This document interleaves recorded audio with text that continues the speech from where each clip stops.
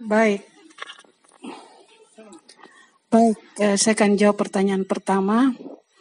Perasaan saya ketika dinyatakan reaktif oleh tim medis tentunya agak shock ya, tidak menerima kenyataan itu bahwa loh kok saya positif kena corona, gimana pendapat orang akan melihat saya kok bisa terjangkit virus. Itu perasaan pertama galau dan tidak menerima, padahal itu sebenarnya adalah sesuatu yang tidak boleh, sesuatu kada Allah memutuskan apapun takdirnya itu. Pertama sekali kita tidak boleh protes, kita harus terima dengan ridha bahwa ini adalah takdir.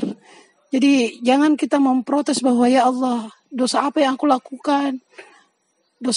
lakukan, kesalahan apa, padahal saya selalu beramal saleh, kenapa saya ditimpa virus seperti ini. Jangan seperti itu yang pertama saya lakukan.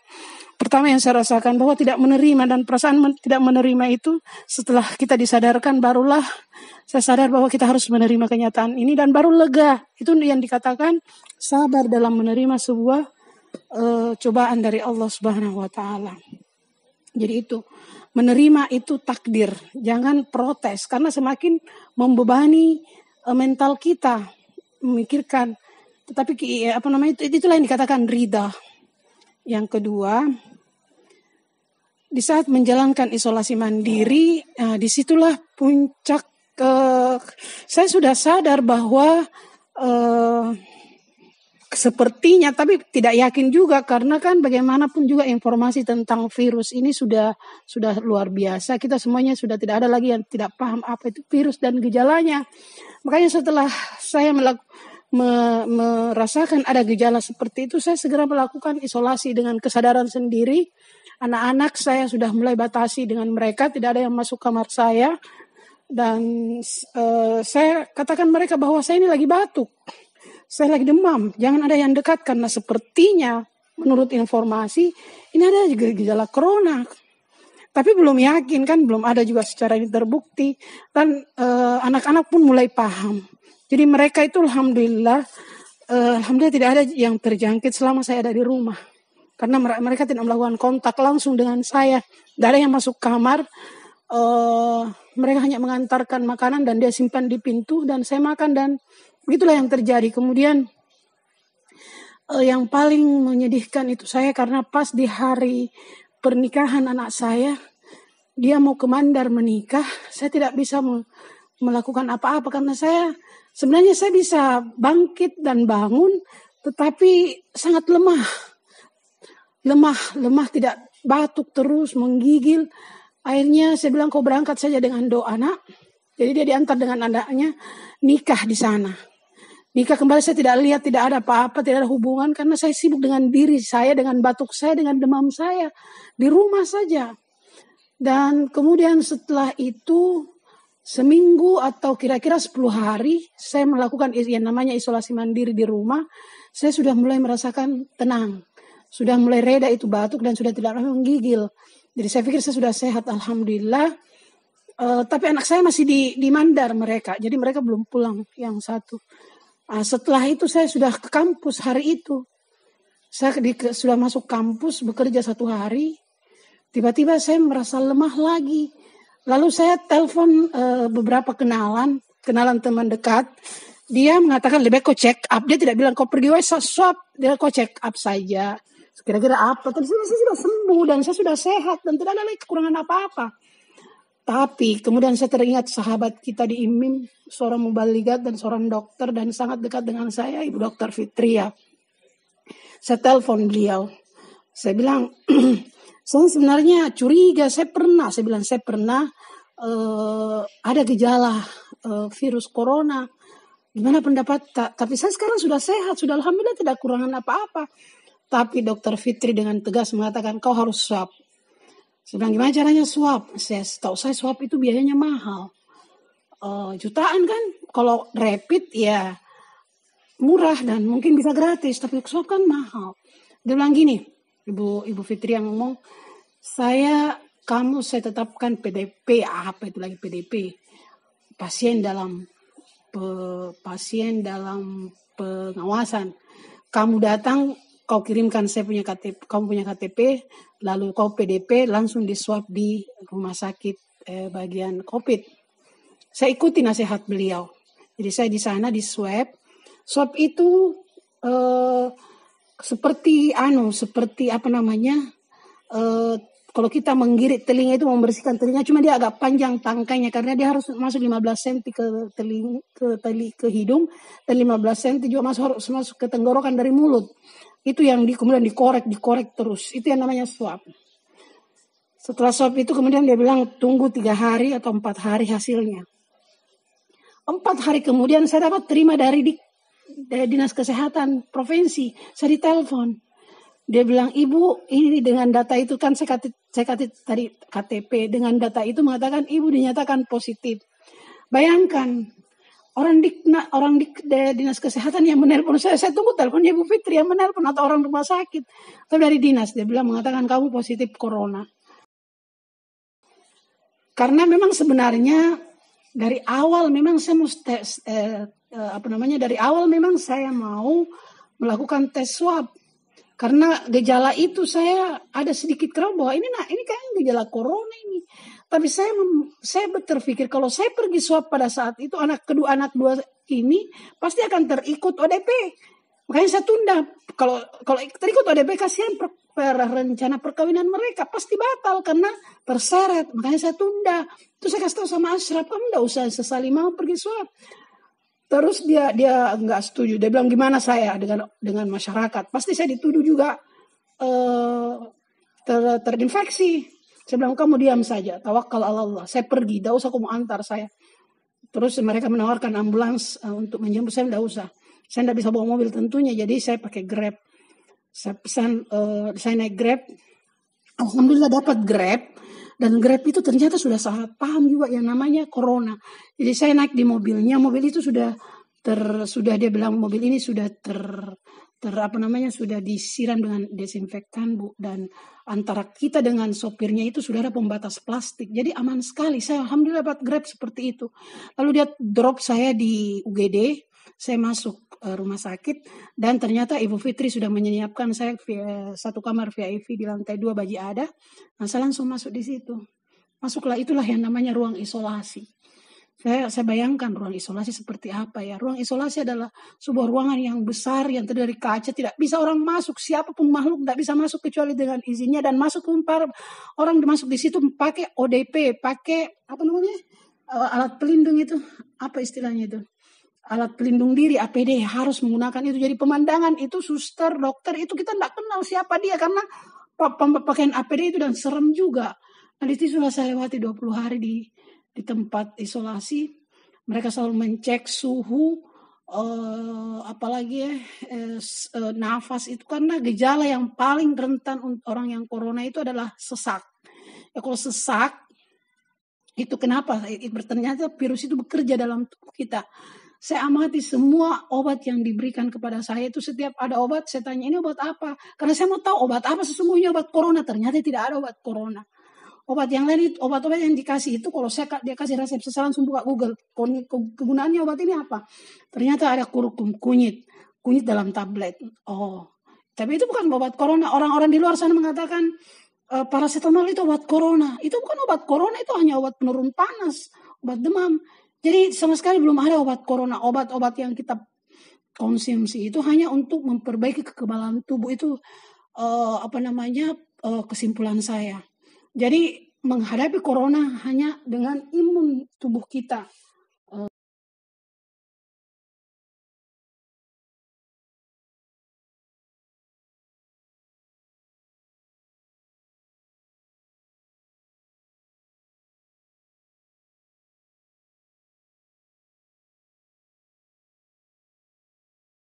Nah, kemudian setelah itu saya berita tentang saya terinfeksi virus sudah tersebar kemana-mana karena WA juga. Hanya banyak teman-teman yang mengirimkan obat. Satu sangat terkesan bagi saya terima dari baru mahasiswa saya mengirim obat itu dengan perantaian JNT. Saya juga tidak tahu bagaimana bisa sampai di kamar saya itu anti COVID. Dia pesan, dia bilang, insya Allah Bu kalau habis ini dan Ibu swab positif. Nah, saya berhusnuzan saya bilang saya makan itu obat. karena katanya sudah diuji coba, tapi saya juga belum yakin. Ternyata saya buka itu kandungan obat itu apa, jahe, kunyit itu juga dalam kapsul. Dan alhamdulillah memang setelah saya habiskan baru swab saya terakhir ya termasuk negatif. Jadi saya terima kasih sama mahasiswa saya ternyata, tapi dia bilang itu hanya usaha. Kemudian saya banyak mendapatkan kiriman-kiriman obat. Saya ada yang saya konsumsi langsung seperti Pak Yong itu mengirimkan juga obat Cina, saya juga masak, saya juga minum. Harusnya banyak usaha-usaha, tapi yang paling terkesan dan paling saya rasakan adalah doa pada kawan-kawan kita, doa pada saudara-saudara saya. Setiap mereka menchat saya, chatin saya adalah doakan saya dengan tulus, dan saya yakin mereka mendoakan saya.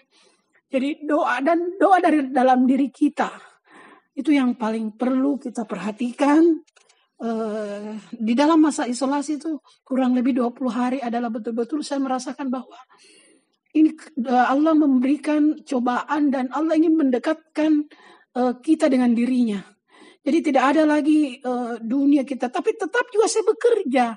20 hari di isolasi itu saya tidak berhenti bekerja lewat online karena tugas saya kan seorang kaprodi. Mahasiswa yang mau penguji, mau pembimbing, mahasiswa yang mau diperiksa judulnya, semua saya lakukan. Alhamdulillah saya lakukan itu dan tidak ada yang terbengkalai satupun pekerjaan saya.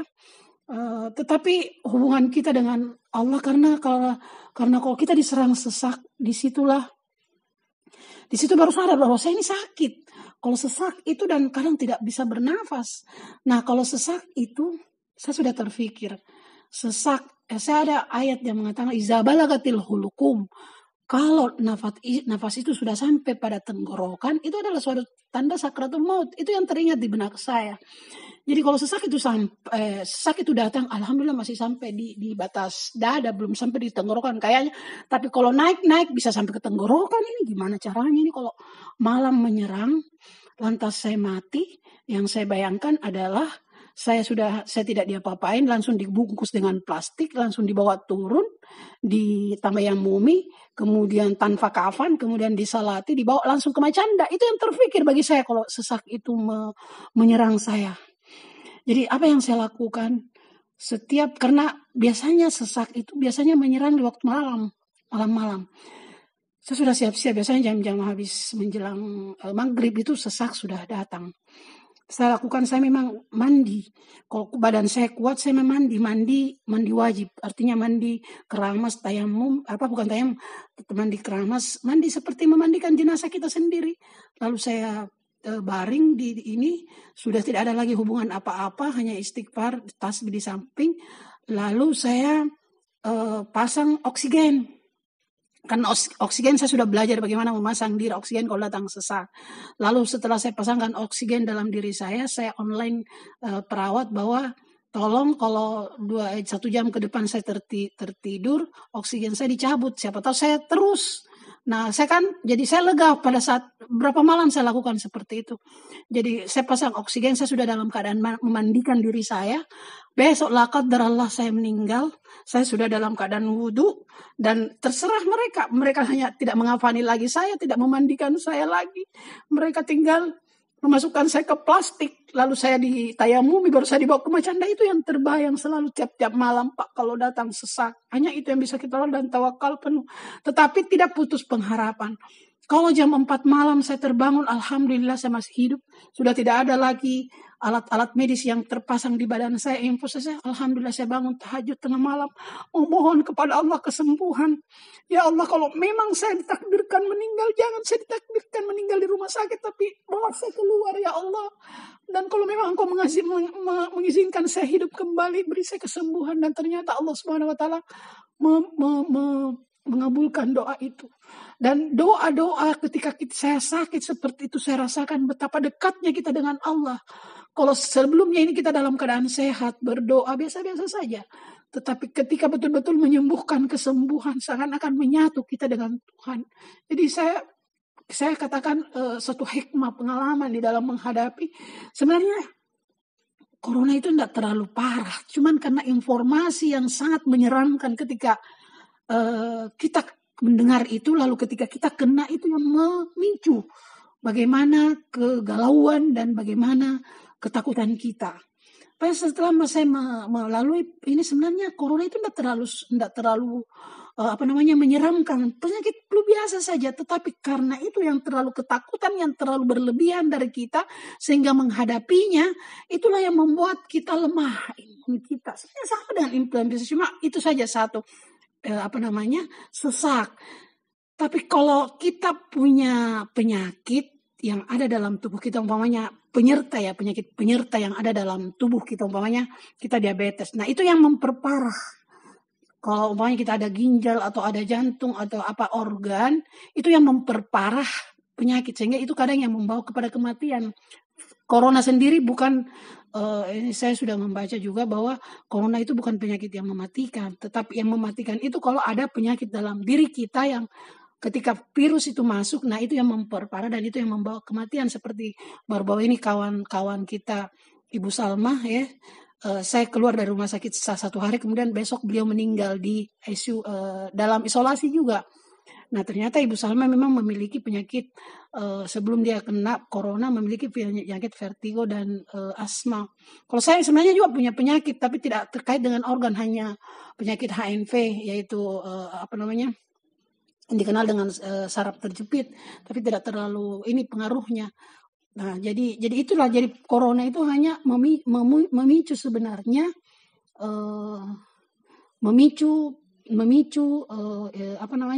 sakit. Nah, kemudian suasana isolasi di rumah sakit, alhamdulillah betul-betul rumah sakit, tapi betul-betul itu namanya isolasi, terisolir betul kita. Tapi kan ada di media, dan itulah saya katakan, corona ini datang dengan IT yang sudah sempurna. Allah Maha tahu semua keadaan, sehingga mendatangkan corona ini dengan kita sudah terfasilitasi dengan alat IT. Jadi isolasi yang kita bayangkan itu sudah tidak terjadi, hanya isolasi tempat saja, betul-betul disterilkan kita supaya kita jangan menularkan orang. Kemudian perlakuan di rumah sakit, beda sekali perlakuan rumah sakit isolasi dengan yang non isolasi, yang COVID ini. Perlakuan di sana pertama, isolasinya sangat betul-betul steril, tidak ada makhluk yang bisa membawa kuman masuk di sini. Di tempat itu betul-betul dijamin. Karena saya juga bayangkan, orang mengatakan kalau kau bangun rumah sakit itu tambah parah karena di sana banyak kuman, di sana banyak virus. Kalau di isolasi tidak ada, saya kira itu terjamin semua. Saya lihat itu setiap perawat mau menyentuh kita itu selalu pembersih yang dan disinfektan, semua itu betul-betul steril baru dia masuk ke kamar kita, baru dia menyentuh kita.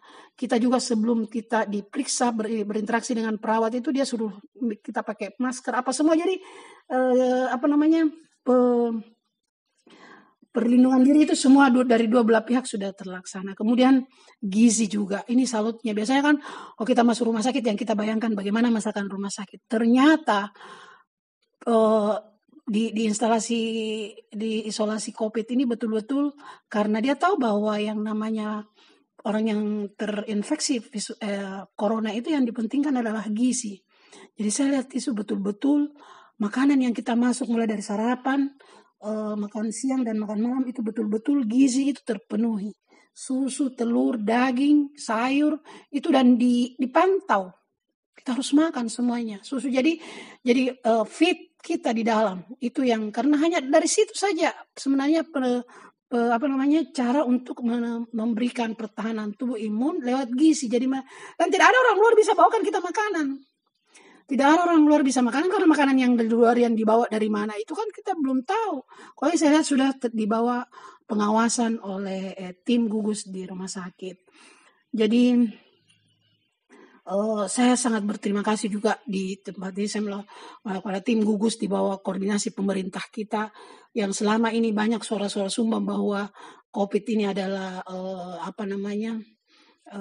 suatu ada dana atas terkucur dan apa-apa semua itu jangan kita berprasangka buruk karena kita sudah alami, saya sudah lewati semua bahwa betul-betul pemerintah ini adalah bagaimana menanggulangi bencana yang non alam, betul-betul penanggulangan bencana dan fokus sekali.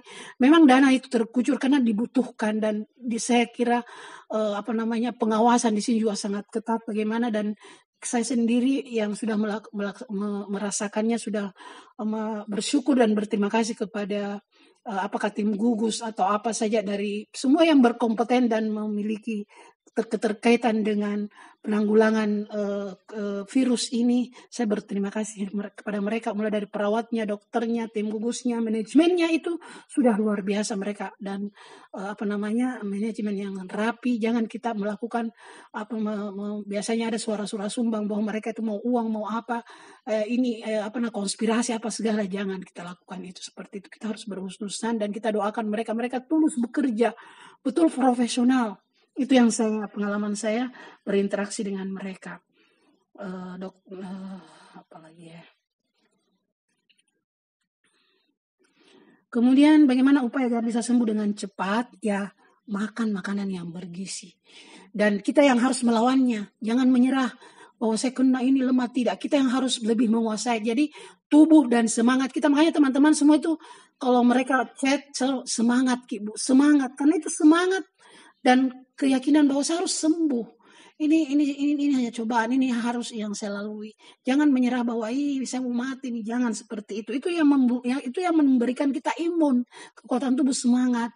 Jadi jangan bersedih. Kita cari hal-hal yang menggembirakan kita, semangat memandang hari ke depan.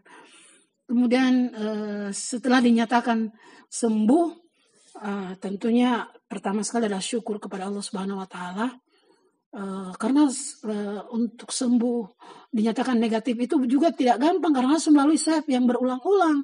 Ketika kita habis swab, harapan kita nanti kan swab itu kita diambil sampel di rumah sakit, di kamar, di tempat tidur, kemudian dikirim, bukan di lab rumah sakit, tidak ada lab di rumah sakit, dia dikirim ke Devkes, labnya Devkes. Jadi perjalanan untuk mengalami berita positif negatifnya itu memakan waktu 3 hari 4 hari. Dan itu kayak kecemasan, doa. Kalau masih positif, perawat belum mengabarkan kepada kita apa-apa. Jadi kalau sudah 4 hari kok tidak ada kabarnya kamu negatif positif, saya telepon mereka. Saya bilang, mana hasilnya? Katakan sama saya positif atau negatif, katakan dong. Dia bilang, ibu masih positif. Oh, kalau gitu enggak apa-apa. Saya lebih berusaha lagi bagaimana memakan apa saja yang bisa memproduksi imun. Jadi begitulah yang kita lakukan. Akhirnya kan persyaratan dinyatakan sembuh itu kan 2 kali swab dalam keadaan negatif. Sampai alhamdulillah di pagi hari saya tahajud, malamnya memang memohon semua hubungan dan apa saja sebenarnya sudah tidak membatasi dengan Allah. Ya Allah, beri aku kesembuhan. Tapi saya tidak tahu kalau besoknya itu sudah ada dari telepon dari dinas kesehatan ke rumah sakit bahwa saya nyatakan negatif. Ya pas jam 8 saya terima dari atas perawat bahwa ibu bisa keluar pada pagi hari ini, dan alhamdulillah teman dekat saya chat satu orang, saya bilang tolong kamu yang mewakili saya, dan sehingga alhamdulillah kesembuhan saya sudah dikenal, sudah ditahu, dan mereka cukup banyak juga memberi chat menyatakan selamat. Kemudian pesan untuk umat.